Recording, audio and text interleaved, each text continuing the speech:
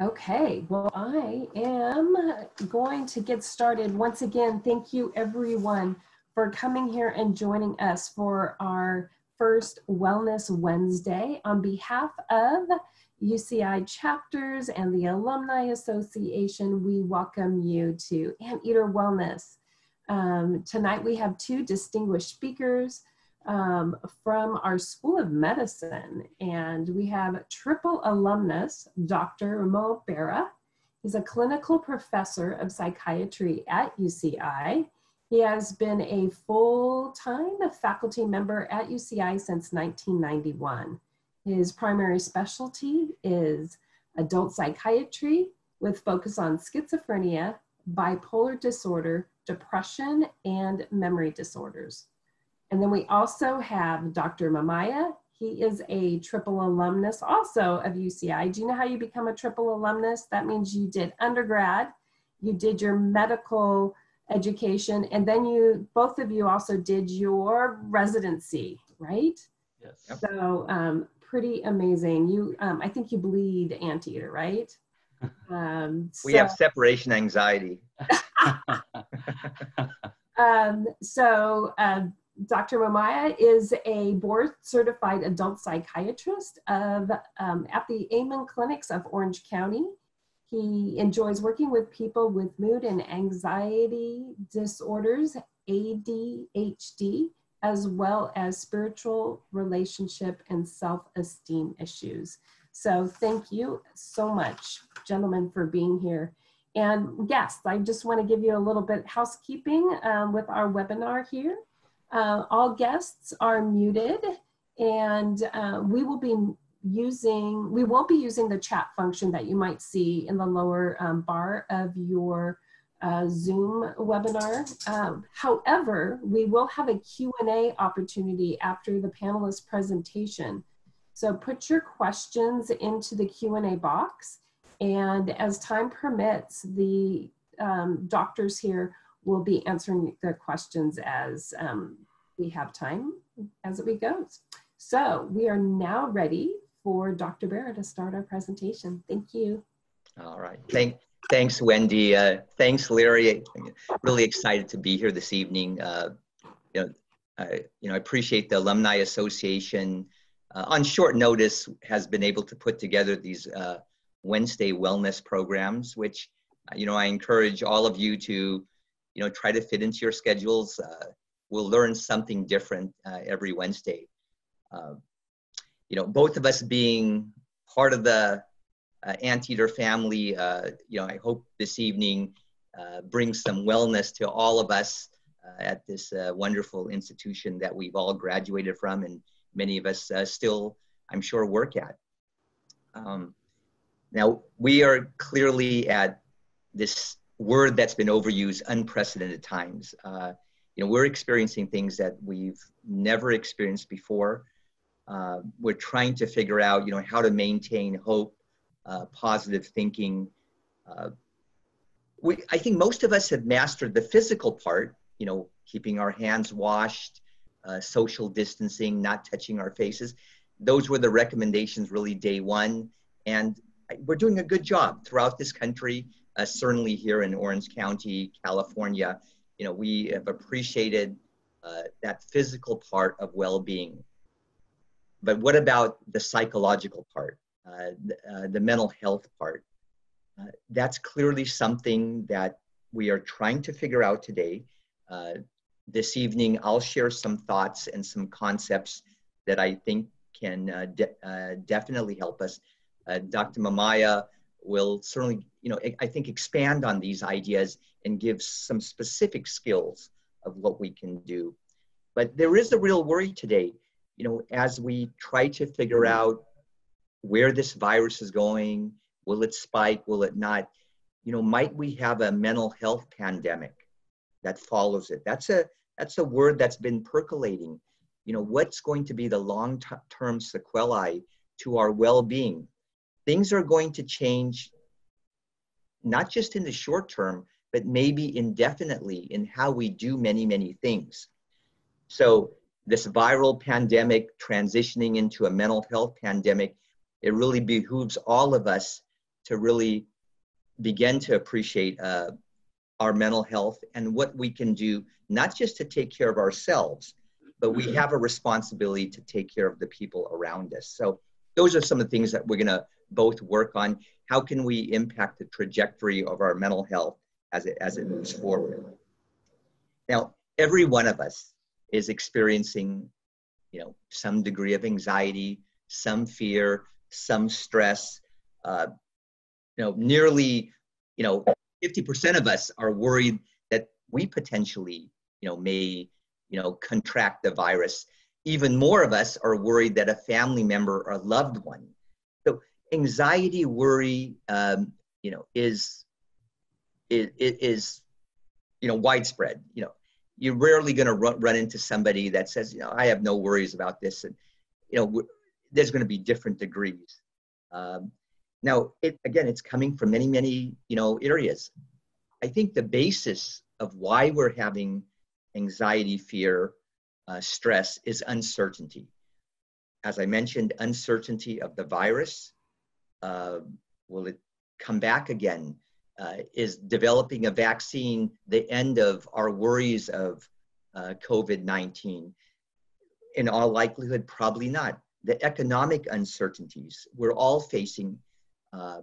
Again, we come from, we're all quite educated in the audience today. Hopefully, we've had minimal impact on our the jobs, the businesses that we're involved in, but there's probably been some impact. Our kids are now at home. How we're going to educate our kids. Those of you who have older kids, the transition to college and so forth, or how are things going to be impacted there? Working from home, how long is that going to be? Will it be indefinite? I'm having trouble transitioning to home. I feel isolated.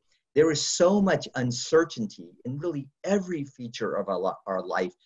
Getting food, our parents, our grandparents, and so forth, the worries of their well-being. And what does uncertainty bring? It brings anxiety, stress, and worry. We're creatures that strive for control and certainty as a human being. That gives us, some peace of mind, that our day is organized.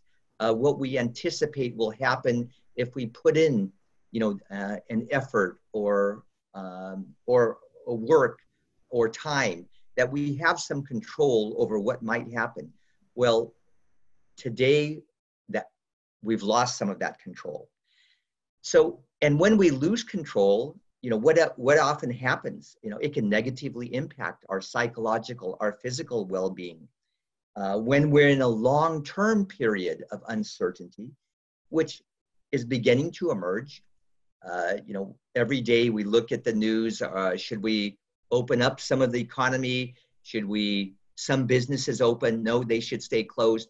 I mean, we're really being, dangled back and forth, left and right, and our emotions go back and forth. So what happens with long-term uncertainty? Well, it can certainly lead to emotional distress, depression, anger. Those are two emotions that are not uncommon. That as psychiatrists, probably many of you within your families are starting to see some emotional changes in the people that you are in contact with. So what I want to share in the next 5 minutes is, how can I help all of us bring some certainty to this period of uncertainty?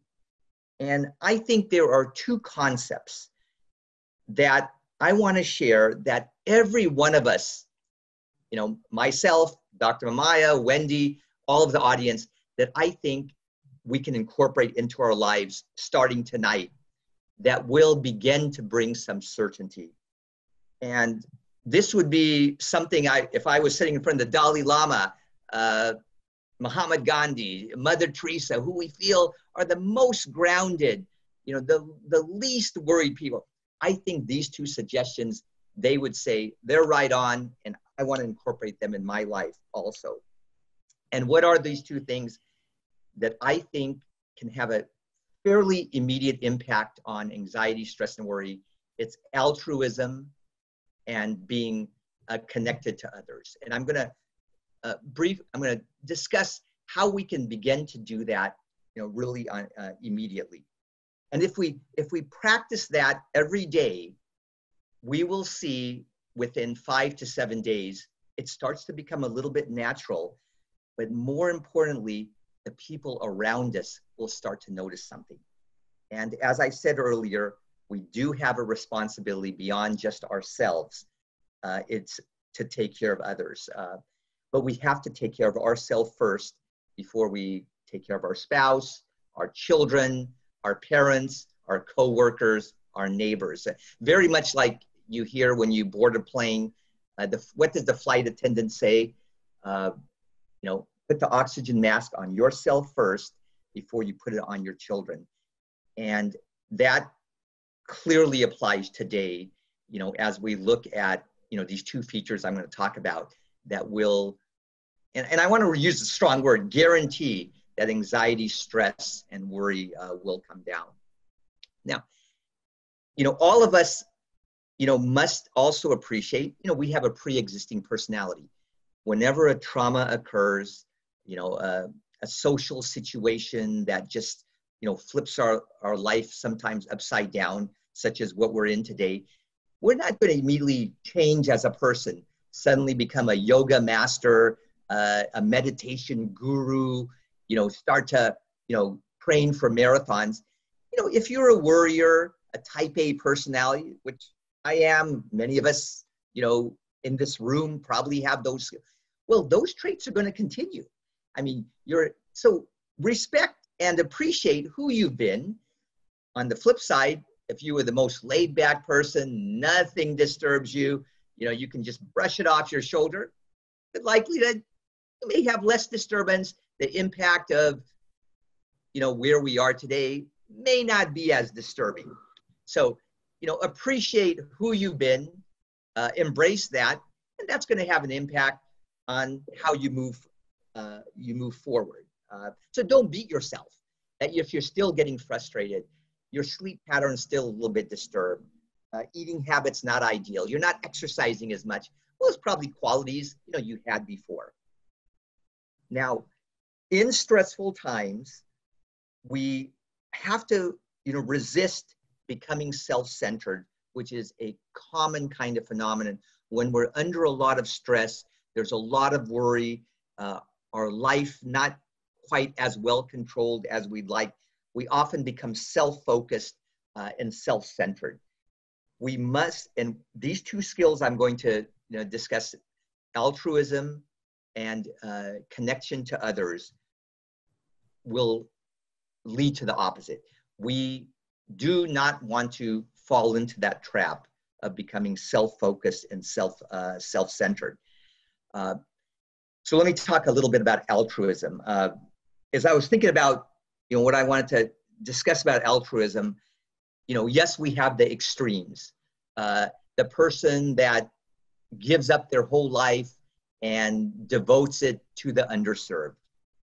I'm talking about the most simple types of altruisms, and that's just being nice to others. We can use whatever word we want, but if on a daily basis, we can do something that's a little bit outside our norm. Many of us probably do multiple activities that are nice toward others, and we're probably doing even a little bit more today because we're connecting to our neighbors, we're connecting to our coworkers, we realize people are worried, and we're trying to be helpful to them. Well, keep your norm, but add one other item above that. So that's what I mean, and that's what I'm going to really encourage everyone in the audience today. Do one more thing above what you normally do. And it could be as simple as when you're taking that walk, a neighbor you don't know very well, you're going, your dog looks great.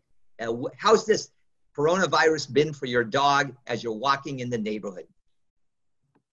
You're sharing an idea, a thought, something nice. And so we don't want to think of, what does altruism mean? To me, it's being nice. And you do that once every day.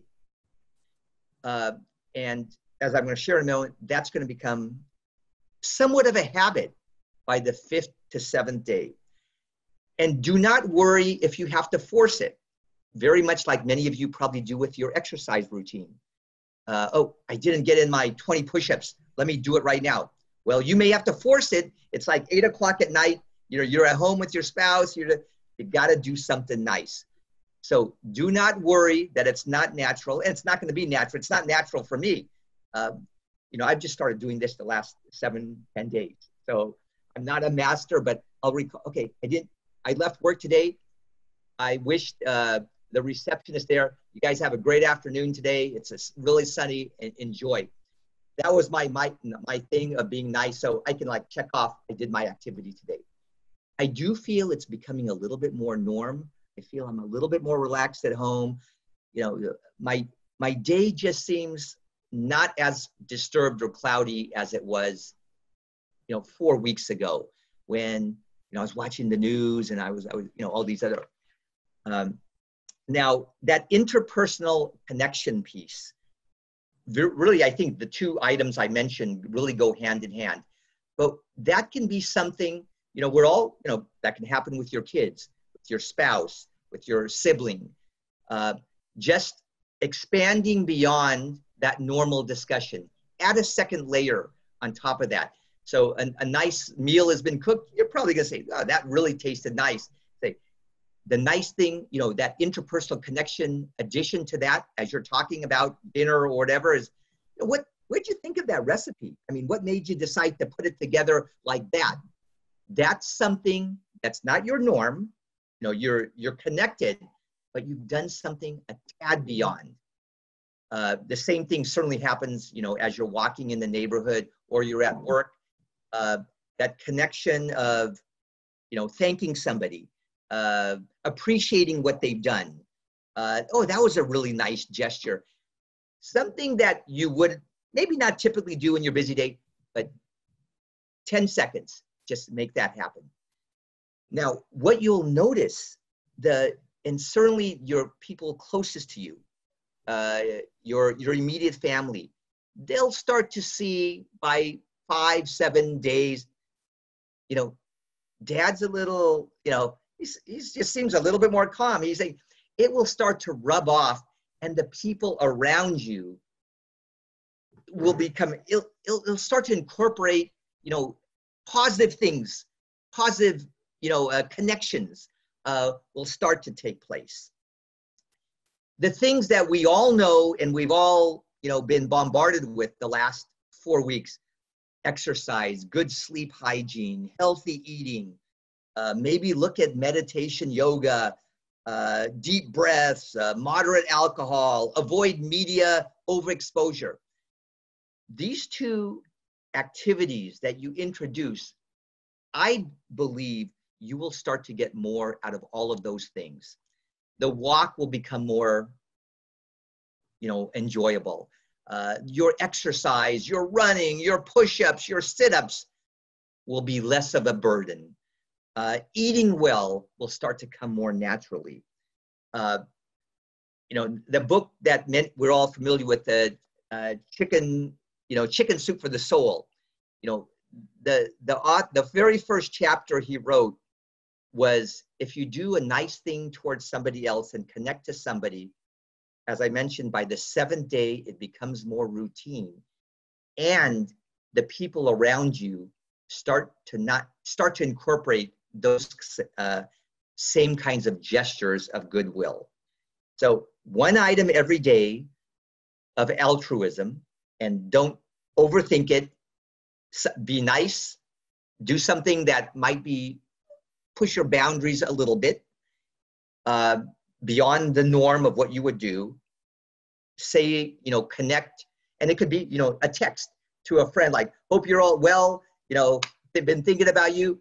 The other day I had a dream about somebody, an old high school friend, because we had a recent reunion. So I text them, thinking about you, hope the family's well. That's a social connection. Finally, just want to, especially in these times of wanting to ensure that, our children, how are they coping? And, how do we have a straight talk with them? Certainly our demeanor will probably be the most important impact, on how they, process, what's going on right now. But I thought a little further, again, my kids are older now, but if they were younger, I would probably, be somewhat anxious. They're not going through all of their lessons. They're going to get behind in certain subjects. Their mind is a little bit scattered. They're on social media. But what better opportunity right now, in some ways, to take a break from the standard academic schedule, but learn the skills of altruism and the importance of social connection. If over these 2-3 months of no school, if I had a young child and by June, I see a transformation of altruism or social connection, the things we've talked about today, I think a 5-6-year-old, one could have a discussion with having them, try to incorporate this into their daily life. But imagine, come June, July, you could have a transformation in a 5-year-old, a 7-year-old, a teenager. And that's would be something that they may be able to take, they will take into whatever career, whatever path they go in. So we have an opportunity in these 3 months to almost put the standard education on the back burner, but become more socially connected, more empathic, and that is going to take that child, that young adult, that older adult into a place that they never would have had an opportunity to have done before. The routine of life may have very well continued. So, I was joking with my wife the other day, sometimes, should we print shirts? Thank you, COVID-19, for this opportunity. And I really think we have some wonderful opportunities, in front of us. And so with that, my long-time friend, and I'm very happy to have hooked up again with Dr. Momaya, Larry. So thank you, Larry. Oh, right. Thank you, Dr. Bera. I don't think anybody will believe that you had to practice to be nice, because since I've known you since I was a third-year medical student at UCI, you've been one of the nicest attendings and people that I've met. You played a pivotal role for me becoming a psychiatrist, and I'm honored to be sharing this platform with you tonight. I hope everybody is feeling good and safe right now, and I'm going to be talking about some concepts that some of you might have heard before, and for other people, they don't really ring a bell, but I hope it gives you a new perspective and a vision for the future of how we can all be. As Wendy said in the beginning, I am also a UCI lifer. I love UCI. All my close friends know I love UCI. In fact, last week after the rain, I was spending time on campus, which I do in my downtime, just sitting in Aldrich Park, one of my favorite places to be on earth, literally. And I'm just looking out at the clouds in the sky and looking behind me and seeing the grass that exactly 25 years ago I walked down graduating from the biological sciences school.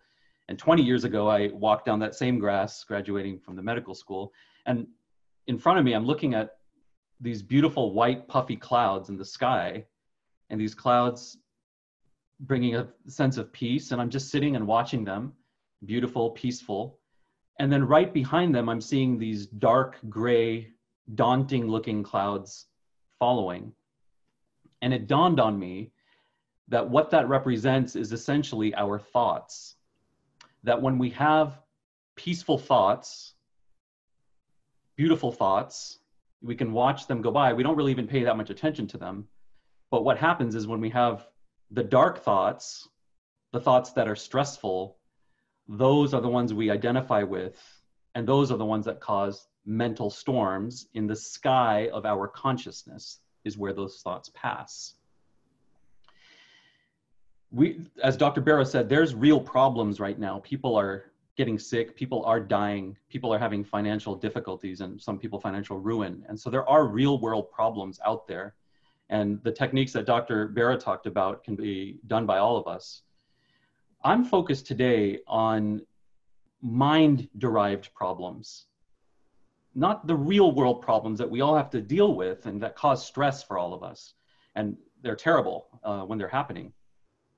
But I'm talking about mind-derived problems that are causing anxiety. And those are based on those dark clouds, those dark thoughts. So we can have thoughts such as, I'm going to die, or there's not going to be any food left, or this is absolutely horrible. And what I encourage is that when you see a thought like that passing in your sky of consciousness, rather than identifying with it and holding on to it and believing it, one approach is to question that thought, because that thought may not be true. So let me give an example. If I ask myself, if I have the thought, this is absolutely horrible, my mind can absolutely find evidence to support that thought, right? You don't even have to try. You can look at the news, look at all these people dying, look at the tragedies that are happening around us. That doesn't take any effort. But what challenges you, what causes you to stretch your mental and emotional muscle is to ask yourself, how is this not horrible, right? How is this maybe a not horrible thing going on? And so personally, I can even, just contemplating that for a minute, just thinking, okay, the busyness of the busyness of daily life, work, etc. Maybe right now could be an opportunity to focus on one of the other 6 aspects of life. So there's basically 6 places where everything in life is going to fit: spirituality, personal growth and development, career, health, family, and relationships. Everything in your life fits in one of those 6 categories. And to use a stock market analogy, maybe we have been overweight on one of those sectors, and now it's time for rebalancing. So that time that may not be going towards work and career right now could be spread into more a balanced lifestyle. So for me, if I take personal growth and development, for me, that's very important. I do a lot of reading and reading of books and texts. I mean, those are all my real books. I've taken some of those in, started getting reacquainted with some of these concepts, learning from teachers that have really given me a lot of tremendous insight. Spirituality for me is connecting with nature, and I wasn't exaggerating. I literally go to UCI. It's almost a meditation for me to sit in Aldrich Park and to incorporate all of my senses, VACOG, visual. I'm looking out, seeing the green grass and the beautiful trees and these trees popping with pink color and leaves. Auditory, listening to the sound of the birds and the chirping and just kind of being very still and listening to all of that. Kinesthetic, feeling that gentle breeze on my skin or the feeling of that sunlight hitting my face or my back. Olfactory, smelling the new blooms that have come up with spring. Gustatory, sometimes having a cup of coffee and just having that taste and really mindfully drinking that coffee in my hands and immersing myself in that sensual experience so that it becomes very whole and very gratifying and feeling relaxed that way. How else could this not be horrible? Well, today being UCI's Earth Day, the beginning of Earth Day for our planet, how is this a good thing for the planet? Well, this is the first time in 30 years people have been able to see the Himalaya mountains in India because the pollution has gone down. So air pollution globally going down, climate, soil being cleaner, water being cleaner, animals coming out more. Right now, if you read certain things, there's like deer coming out and falcons spreading everywhere and animals coming out and kind of reclaiming their stake in the land that is really theirs that we've encroached on as human beings. Our School of Ecology could speak to that, I'm sure. But perhaps maybe one of the most important ways of how this is not horrible could be that it's created for all of us this responsibility for mindfulness and to become more aware and more conscious of the way we communicate with people, with our distance, being next to someone, and we're wearing masks, conscious of what we are touching, the surfaces, conscious of who we are touching and how we're touching, no longer shaking hands. That mindfulness of being very aware that we've always taken for granted and unconsciously just kind of walked around and done our thing. Now we're forced to become more mindful in our day-to-day activities. I think that's very beautiful, actually, and it's a very, something based in traditional Buddhism. So we know that not believing every thought that goes through our mind is important, because our thoughts lie to us oftentimes. Sometimes they're true, but there's oftentimes they're not true. And why would you want to question your thoughts? Well, you want to get to this state of inner peace. I mean, that's what we all want, especially during this time right now. And inner peace can only exist in the present moment. Peace doesn't exist in the future. Fear and anxiety exist in the future. Rumination exists in the past. But when we're truly present in the present moment, watching our thoughts of what's passing by, there you at least have an opportunity for peace in the present moment. And there's a lot of techniques to get into the present moment. There's present moment body awareness. Yoga is one example for people who have a hard time with meditation, being able to sit still. But obviously sitting still, watching the breath going in and out. Dr. Bera mentioned that as well. But also processes that are more for intellectual types, if you will, or people that think a lot. I'm one of those type of people. Is the process that I've learned from one of my teachers by the name of Byron Katie, teaching a process called the work. And that is questioning our stressful thoughts in a very methodical approach, and then providing turnarounds and examples for those turnarounds, all for the purpose to neutralize the original stressful thought. I can expand on that more if we have time. How much time do we have here? Okay, we're getting close to the end of our time. So very quickly, the concept of the work is something to test and question our maps of reality. What does a map of reality mean? Well, we all have a map of reality, something that we reference unconsciously to give us an idea of what we are projecting onto the world in front of us. So let me give a concrete example of that as I do something really cool right now. Oh, maybe I'm messing this all up. I don't know. It's getting dark outside. If you have a farmer and you have a geologist and you have a real estate developer and they're all looking at a piece of land, are they all seeing the same thing?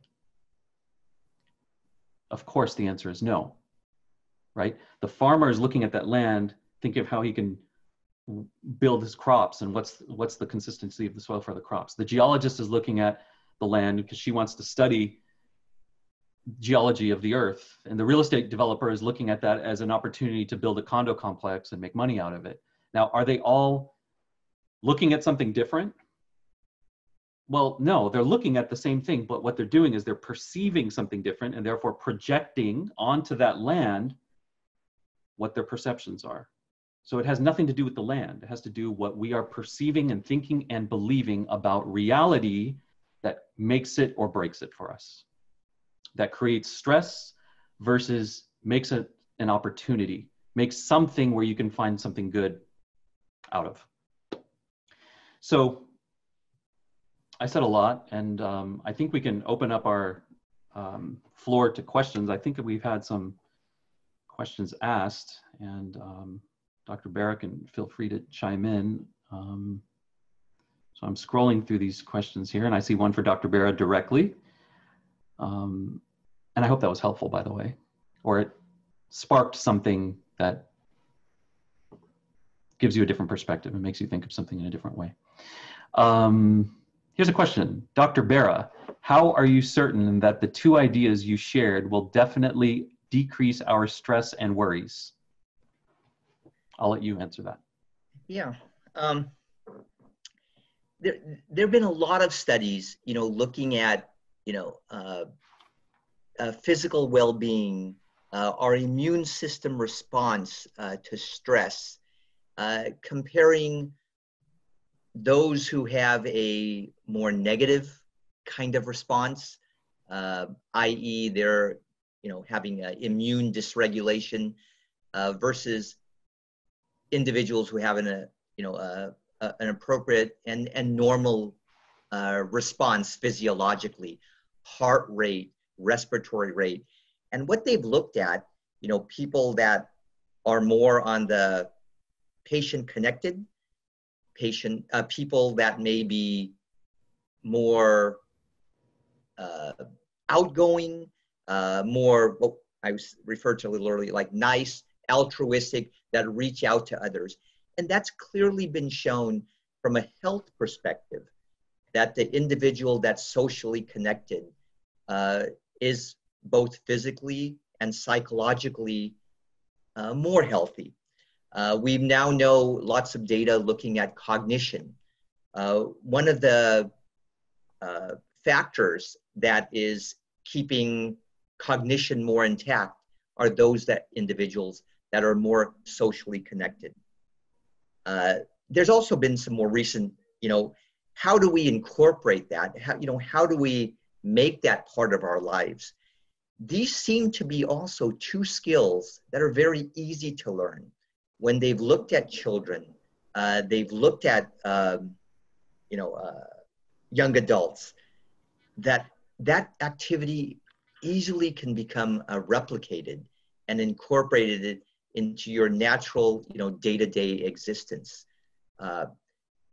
And literally, they've shown within 7 to 10 days of being mindful of being connected to others, reaching out to others, you start to really see a physiological change. Very much like the smoker.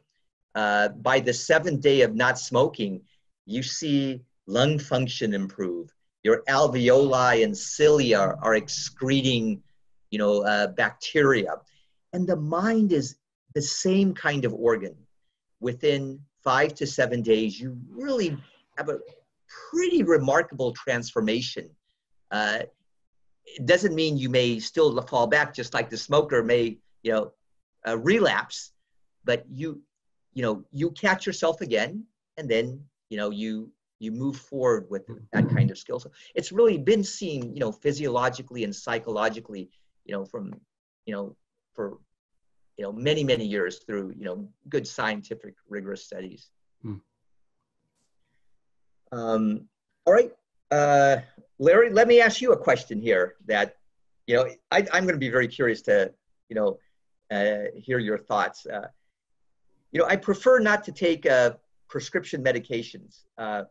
So, I'm curious, do you know what natural treatments or supplements might help me with my sleep, my anxiety, my low mood, in fact? Yeah. It's confusing. There's so much out there, but, do you have some thoughts? Yeah, absolutely. In fact, 50% of my psychiatric practice, I'm incorporating natural supplements into my, to help my patients. So actually, what's interesting, since February to March, according to Express Scripts, benzodiazepine use, anti-anxiety meds have gone up 35%. Antidepressant medication prescriptions have gone up 20%. Insomnia medications have gone up 18%. And I'm sure it's more for the month of March to April. So to answer the person's questions, first, the medical disclaimer, please consult with your personal physician or psychiatrist before you do any of this stuff, or have a consultation with someone who knows natural supplements well, because supplements can interact with prescription medications. So for example, for mood, there's 2 really good supplements for mood. SAM-E is one of them. The dosing is between 200 to 800 milligrams in the morning, 200 to 800 milligrams in the afternoon. You start low and you build your way up very slowly. Most of my patients can get treated between 400 to 600 milligrams a day. They don't need to go over 600 milligrams. There's actually been actual randomized, placebo-controlled, double-blinded studies on SAM-E, S-adenosyl methionine, to help with depression. I would not add that if I was taking a prescription antidepressant, because that could contribute to something called serotonin syndrome, which is potentially life-threatening. 5-HTP is another supplement that could help depression. 5-HTP is 5-hydroxytryptophan. It's a precursor for serotonin. Dose is between 50 to 300 milligrams a day in divided doses, morning and evening. If it makes somebody drowsy, I say just take it in the evening. That one tends to work best for people who are more overthinking, obsessive, excessive worriers. 5-HTP tends to be really good. You start low, build your way up. Again, do not take with other prescription antidepressants. For insomnia, 5-HTP can work if you take it just at night, or you could use melatonin. 5-HTP is actually a precursor to melatonin. Melatonin can be between 3 to 10 milligrams at bedtime. For focus, attention, energy, L-tyrosine. Tyrosine is a natural amino acid. We have all this stuff in our brains. We wouldn't be able to sit here if we didn't have GABA, 5-HTP, L-tyrosine in our brains right now. SAMe, all of this is natural. So you can increase the levels. Tyrosine, the dose is between 500 to 1500 milligrams in the morning, 500 to 1500 milligrams in the afternoon on an empty stomach for absorption. Start low, 500 once a day, then wait 4 to 7 days, 500 twice a day, 1000, 1500, 1500. Scale back if there's any feelings of anxiety or excess energy that feels very uncomfortable. I would use a lot of caution if you've been diagnosed with schizophrenia or bipolar disorder so that you're not triggering any of those disorders. For immunity, since we're here on a COVID talk, something that might be helpful, and I do all of this myself, vitamin A, 10,000 units a day. I've been doing since this all started to help with immune function. Vitamin D3, 5,000 international units a day. Take with the heaviest meal of the day. And if you're doing vitamin A, you want to do vitamin D too, because they can throw each other off balance. You want to do both if you're going to do this. Vitamin C, 500 milligrams to 1,000 milligrams multiple times a day, because vitamin C gets flushed out very quickly. Zinc, 30 milligrams should be safe for everybody. I do 50 milligrams a day of zinc during this time. So hope that helps. And yeah, that's a lot of stuff. I can keep going on, but those are some of the basics. So I hope that helped the listener. Good. Okay, let's keep going because we want to cram all these questions in as much as we can while we have time here. This looks like it'll be a question for you because I know nothing about having kids. It's starting to get really hard to keep my kids on a schedule. I'm getting tired being their school teacher. Any suggestions? So Dr. Bera, I'll leave that to you. Yeah, no, again, my kids are older, but I do work with, quite a few, colleagues that do have young children, elementary school, middle school. I think that the high school challenge is a little bit different because you have a somewhat more independent, probably self-motivating, young adult that you can give space to and probably want some space also. I'd say, again, I'd come back to, many of us are probably somewhat type A. We put a lot of time and energy into our children, really, want to have them have the most, academically, full, successful, early years of experience.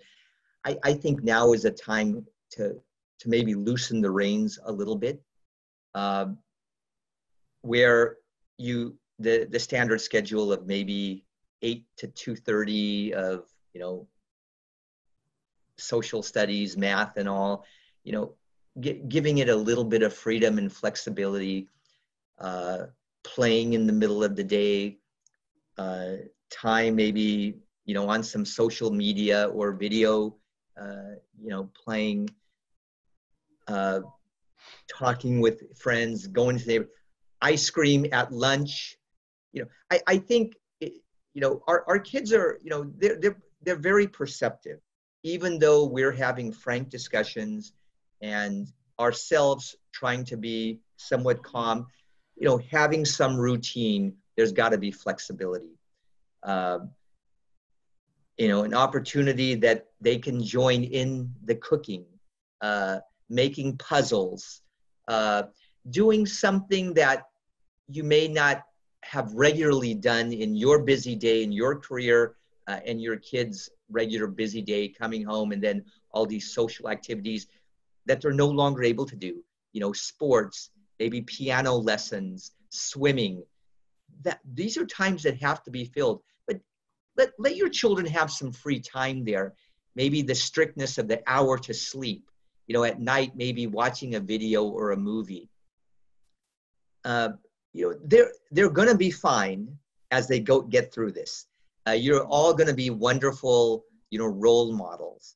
But I think, you know, not being as restrictive, I think is going to do yourself, you know, a whole lot of, you know, give yourself a whole lot of peace of mind. But I think it's going to be really, your children will be appreciative of this. So I think the rules have to clearly be laxed. You know, I just don't see any way that you can, you know, have a strict, you know, organized, you know, school schedule right now. Get your grandparents involved, you know, have them take on some duties and have, you know, conversations, aunts and uncles, cousins. What a wonderful time to, you know, learn who I have in my extended family. They're never going to get this again.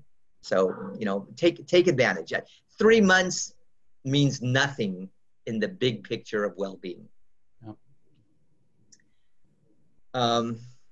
So let's take a look, Larry. My turn to, you know, give you a question. And I think this, well, here's a question. I think it's the theme of what we've been discussing tonight. What can I do to relax? You know, some tips for stress relief. Yeah. Actually, that's funny, because the question is, what can I do to relax? I would actually say, don't just do something, sit there. But I don't think everybody can do that. So, and actually it's funny that it's just ironic, because right now at this time, I was not even supposed to be here. I was signed up to do a meditation retreat, which I go to frequently. This is at a place called 1440 Multiversity up in Northern California. For anybody who doesn't know about that, I would check it out. It's amazing, amazing place. I was like meditating in the redwood trees 2 years ago. Just incredible. But for those people who have a hard time with that, or, you know, one, I would challenge you is to just stretch yourself a little bit and learn ways of being more still. There's many, many videos and YouTube videos and teachers out there, including myself, that I help my own patients with, of learning techniques and very specific meditation techniques. Everything doesn't have to just be sit there, close your eyes, and don't think. I mean, that's impossible. I can't do that. Nobody can do that. You can't just sit there and stop thinking. But there's practices where you can focus on something which allows the mind to then be still. I came up with a mnemonic for those people who have stillness is very difficult. And I'm very proud I came up with this mnemonic. Obviously, I didn't come up with the concepts, but I created a mnemonic called Sacred Us. I thought of it, I could have made it Scared Us, but that doesn't sound very nice. So I made it Sacred Us. S stands for sleep. Make sure you're getting your 8 to 9 hours of sleep. Right now is a wonderful opportunity to get that. A, activity and air. You touched on some of these things, Dr. Bera. Make sure that you're going outside, getting that fresh air, and exercising, staying fit and staying healthy. If it's push-ups or any home exercises, there's tons of websites out there and Facebook pages on home exercise that you could do. C, creative. That is big for me, particularly. Like, I love to sing. I love to rap. I record myself. I share it with my friends. I'm actually pretty good, I think. I broke out my old cassette tapes from KUCI. I was proudly a DJ on the college radio station here at KUCI. And I believe you were my guest at one point, Dr. Bera, probably 15 years ago on my radio show. So I'm all about creative aspects. I play Indian classical music, but other people could have things like painting or learning a new instrument that they've always wanted to learn. Even studying, like how to invest in stocks. Right now is a darn good time to learn and actually apply some of these things. Tons of stuff out there. Sacred. R, reaching out. It's part of what your whole presentation, Dr. Bera, reaching out and connecting with other people, friends and family, sending a text, how are you doing? And just kind of making sure you're always connected that way. And I like to say, not socially distancing. You're physically distancing. You're socially connecting, but you're physically distancing. Social distancing for people is not really healthy, especially for some of the people that you and I see on a daily basis. Actually, I can throw a paradox in on that, but I don't want to take too much time. But just to finish my train of thought with the mnemonic, eating, again, eating healthy, nutritious foods that's nourishing your body, including natural supplements as well that can supplement your diet with healthy things. D stands for dress up. Get up in the morning, take a shower, groom yourself, do whatever you need to do. You don't have to come in, and I don't dress like this at home in my spare time. But even if it means wearing something comfortable, your exercise clothes, something that you know that you're going to wear so that you can have your intention set for the day. Like, hey, later I'm going to go for a walk in the neighborhood. I'm going to go for a jog. I'm going to do some yard work, whatever it is, play the part.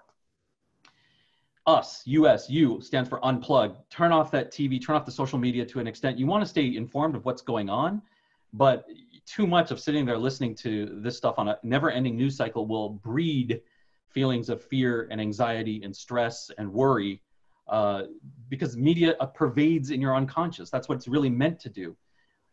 Yeah, there's a point of you want to be informed, but there's also overdoing it and giving yourself nightmares. And one of my favorite artists says, stop watching the news. S is seek help. So if you know you're suffering, that's where seeing someone like Dr. Bera, seeing someone like myself, psychotherapists, reaching out. There's a lot of telemedicine. I'm doing a lot of telepsychiatry and telemedicine. So people who might watch this right now and say, hey, I really like Dr. Larry. I want to connect with him. You can find me online easily. I work at Amen Clinics, Orange County. Call, make an appointment, come talk to me. We could do this right here in the same spot on the same camera, and, you know, reach out. And some people do need medication. You know, I'm not anti-medication. I still prescribe medications. Obviously, I'm a psychiatrist. But people's depression could go up. People's anxiety disorders could get triggered. And we have a beautiful slew of things we can do, non-pharmacological, but also pharmacological. And that's where a psychiatrist comes in who's really well-trained and knows what they're doing. The point I was going to, well, let's see. We have 5 minutes left. I don't know. Should I continue my thought or ask another question? We have so many questions lined up here. Yeah, share your thought. Finish my thought. Well, yeah. This is just kind of an interesting side note, and I don't know if you've experienced this with your patients, Dr. Bera, but I've come across this more often than not, almost 100%, with my regular anxiety and depression, patients suffering with those two problems. And I'm doing my telemedicine appointments with them every day. And I'm asking how they're doing. I'm checking in. How is this whole COVID thing? How are you handling things? How are you coping?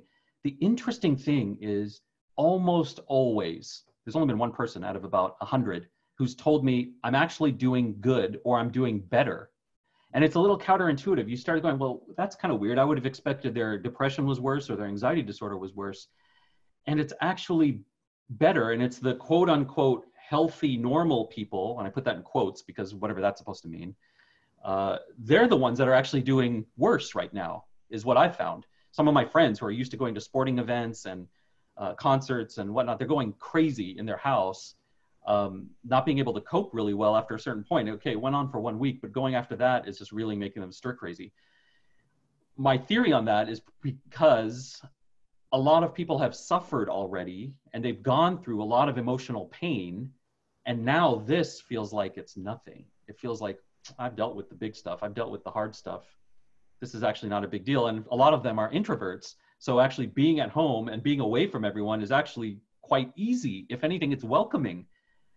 Kind of like the way I feel. Like I actually like being on my own. And I think that's related to the years and years and years I've spent lonely and or alone, but very comfortable with being with myself and able to cope relatively easily, like just doing my own thing and going like, you know, it's not that hard, other than like not having places to eat sometimes. But yeah, those are my thoughts.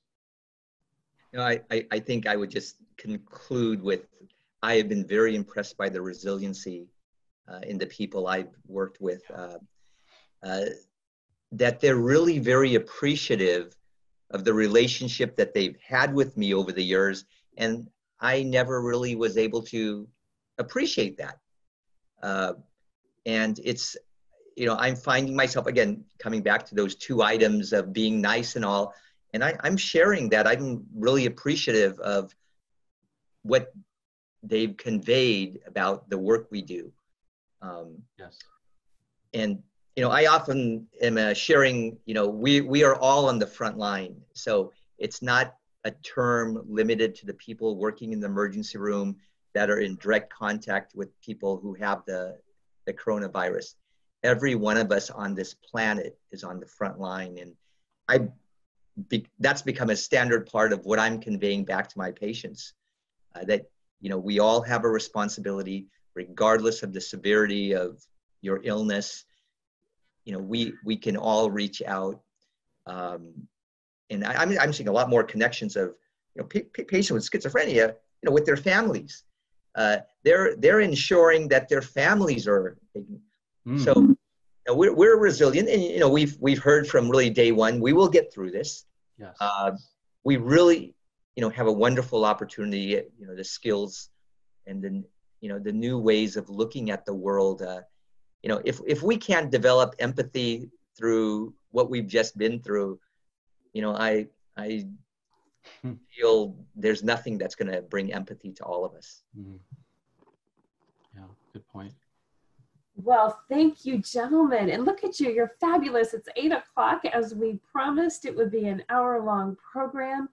Would you be willing to stay on for just a couple more minutes to answer a couple more questions? If you would be available for that, that would be great. I do want to conclude, though, to let those of you who are planning to leave at 8 o'clock, just to say thank you very much to these wonderful doctors and the great takeaway. I'm wondering if there are some things that you might be able to, like Dr. Momaya, you read off some, like your, what did you call it, your pneumatic? Oh yeah, pneumatic. Yeah, if you would be willing to share that, and we can send it to our participants. Oh, absolutely. Okay, Absolutely. we would love that. And so, in fact, you can add in the list of supplements I talked about, and that might be helpful. Yeah, that was fascinating. Yeah, so that would be great. And so I just want to let the rest of our audience know that this was the first in our series of Anteater Wellness Wednesday.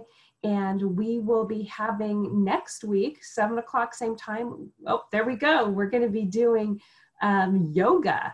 So don't worry, it'll be similar to this format. So everybody won't be able to watch what kind of poses you're doing. Our professional alumna of Z will be leading us through a yoga exercise. We already have 60 people signed up for it, and we still have a week to go. So once again, thank you, everyone. If anyone wants to go, that's great. But how about one more question from each of you?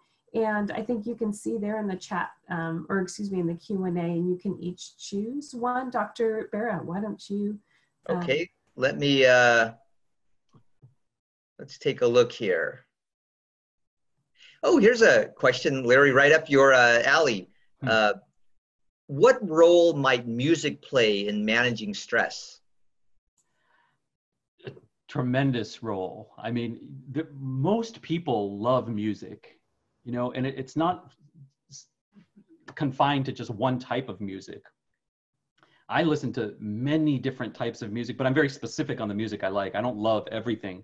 I love my favorite artists, and some artists who others might say, oh, that's really depressing music.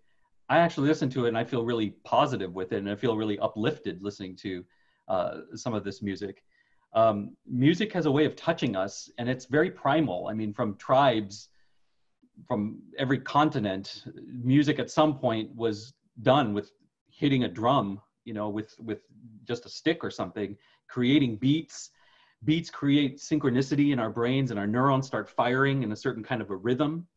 And the melodic voice to me is everything. I love to sing, and I love listening to singers and their melodies and how they're able to do it. And so for me, it reduces stress listening to beautiful melodies, and then me practicing. And I sing in the shower, I sing in my car, I sing to myself. And as I said, I record myself singing with music. And there's actually a beautiful app out there too, where you could, it's called Smule, Mule with an S, and you could find like instrumental tracks, and you could use your phone and literally sing. It's like karaoke basically, and you could sing into it and record yourself and then share it with people and things like that. So yeah, music is the nearest thing to my heart, really. And it's beyond words, because it's so primal. It just really gets me viscerally. and for many people. And Larry, let me just add, because you'll find this funny. On Sunday, we were walking as a family. I'm very nostalgic. I love the 70s and 80s for, you know, rock and all the bands coming forward. Yeah. So my wife said, why don't you go to YouTube, put in the lyrics.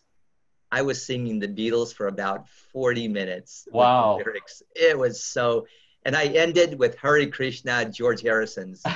And I said, you got to hear this. Oh, you're right. I mean, but for me, it's sort of nostalgic, like remembering where I was when those songs came out. First of all, I would love to hear you sing. That would be just good. Because the way I've thought of this whole webinar we've done today is, and you tell me what your thoughts are, I feel like this is a very whole brain experience, because the way I perceive you or project onto you is that you're very data driven. And are we off? Are we done? No, we're still on. Oh, we're still on. Okay. Something just happened on my screen. Okay. You're very logical and you're very data driven. You're super smart. I've heard you give many, many talks. You know all your points and everything. And you're very left brain. And I'm very right brain. I'm very emotional and very caught and think about the unconscious mind and creative. And that faculty is very, very strong for me. And so that's why half of my practice is also psychotherapy in addition to medications and pills. And I feel like both of us together today, we're both trained at UCI. We both have similar backgrounds. Interestingly enough, we're both similar parts of India that we both originate from. But you kind of bring this side, I kind of brought this side, and we kind of melded and just kind of had this nice little dance back and forth on a whole brain perspective. I just found that very, very fun. And I think it would be very boring having two people like you or two people like me. Yeah, so we complemented each other really well, I think. It's great. So one more question. Oh, sure. Maybe I'll pick one here. There's forgive us for, there's lots of people ask questions and, people aren't, we won't be able to answer everything, but we'll, here's one from a doctor, actually. He's a psychologist. He's asking, and I'll give this to Dr. Bera, what are the type of psychiatric disorders you see that will develop over the course of COVID? That's a very interesting question by I think it goes back to what I shared. Our pre-existing personality, who we are before the trauma, if we call this a period of a long-term trauma, will dictate what may emerge thereafter. If we were an individual that was susceptible to periods of depression, intense anxiety or anger, irritability, I think we'll see elements, or we're probably experiencing elements of that as we're going through this, and there might be some remnants thereafter. But I think for the most part, and this is what I've just observed in the people I'm coming in contact with, the people that, what I'm seeing, from other people that are actually studying, how our psyche is changing. I think we're going to come out well. We're going to be okay afterwards. Yeah. We're going to, these skills we talked about, I think it's going to be fascinating that you're going to, I think, see a world that is going to be a little closer than further apart. Yeah. Regardless of the political climate and what happens in the next 5-6 months, here in the United States with our, I think we're coming closer than further apart, even though, there's elements of different factions. So I see that we're going to be as healthy, if not more healthy, from a psychological perspective. Certainly there'll be aspects of maybe PTSD, the mourning of a family member that's passed away that you weren't able to have closure. But we're going to be able to process that in a different way than we may have traditionally.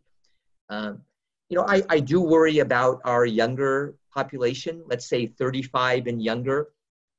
they've grown up in a very difficult time. I mean, from 9/11, you know, we've had a recession, growing up in debt. I mean, many of our young Anteater alumni getting on their feet, affordable housing, and now we have another crisis, you know, this COVID.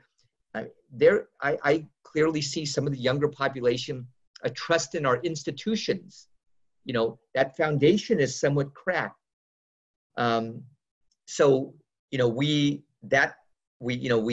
have a responsibility, you know, to, you know, recognize that there different segments of our population, you know, may have different disturbances that emerge from this. But I think we'll be well. You know, we are resilient, and I think the world is going to be closer. You know, I have trust that we are going to work together. All the leaders of the major powers will learn a lot from this. Yeah. Thank you. That is the perfect ending. I love the resilience message, the hope message, and we're going to get through this, and we're going to be okay. And it's wonderful for me to hear that from two psychiatrists that are prominent in their fields to give us that reassurance. So once again, Dr. Momaya, Dr. Bera, we're very thankful for you joining us and spending your time with us and helping our Anteater community learn more how we can cope during this time. So everyone, I just want to say thank you for tuning in, and we'll see you next week. For you, yoga. Okay, bye.